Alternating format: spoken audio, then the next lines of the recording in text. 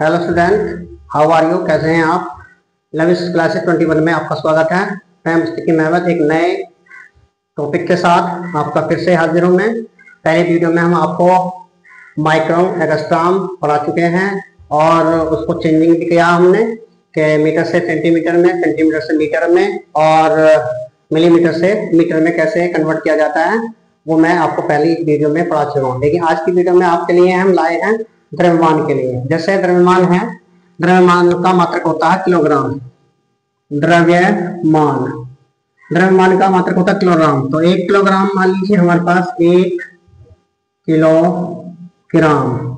1 kilogram बराबर होता है 1000 ग्राम के बराबर। ठीक है, हमें पता है कि हमें जानकारी हुई कि 1 किलोग्राम बराबर होता है 1000 ग्राम के। अगर मैं आपसे कहूं कि 1 ग्राम को किलोग्राम में चेंज कीजिए, तो इसको किलोग्राम में चेंज करना है 1 ग्राम को किलोग्राम में, तो कैसे करेंगे? तब इसको हम चेंज करने के लिए क्या करेंगे? इसको 1000 से भाग कर देंगे तो ये हमारा किलोग्राम में चेंज हो जाएगा।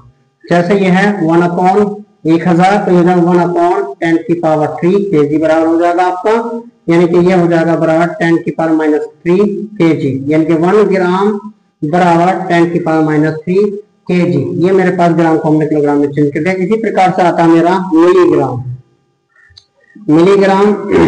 मिलीग्राम को किलोग्राम में चेंज करना। तो सबसे पहले हम इसे मिलीग्राम को ग्राम में करेंगे, क्योंकि ये जो होता है 1/10⁻,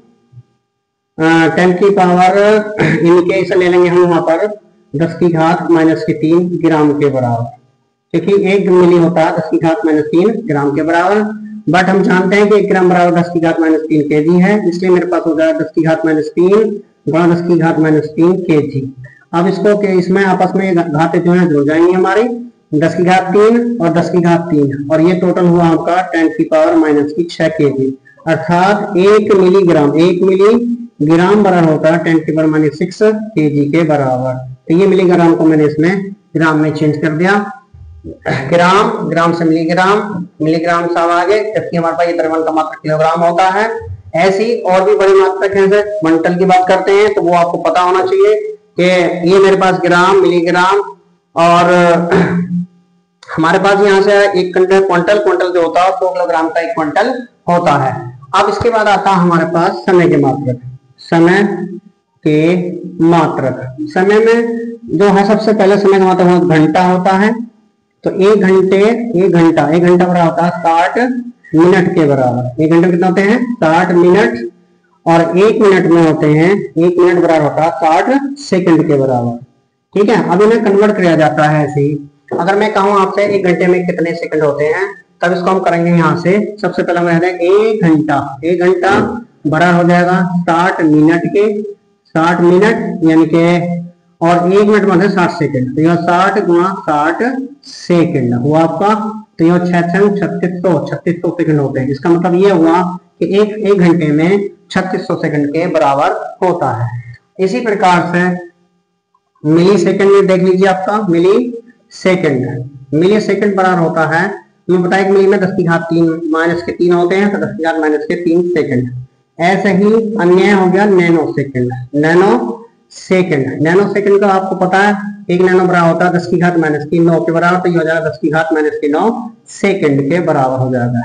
ऐसे ही आगे नैनो सेकंड। अब होता है माइक्रो सेकंड बराबर होता 10⁻⁻6 सेकंड के बराबर। ये हो गया। उसके बाद होता है पिको सेकंड।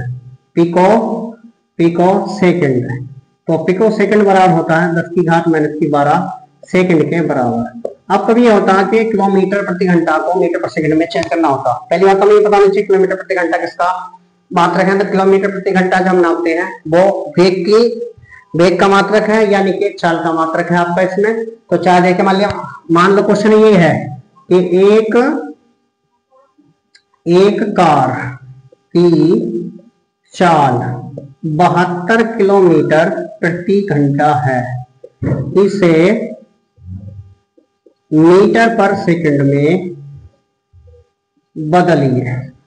तो इसे मीटर पर सेकंड में बदलना है। क्या है हमारी? एक कार की चाल 72 किलोमीटर प्रति घंटा है, इसे मीटर पर सेकंड में बदलिए। तो मीटर पर सेकंड भी चाल का मात्रक है, जबकि किलोमीटर प्रति घंटा ये भी चाल का मात्रक, लेकिन वो किलोमीटर प्रति घंटा में दिया हुआ है, जबकि जिसमें हमें चेंज करना वो है मीटर पर सेकंड में।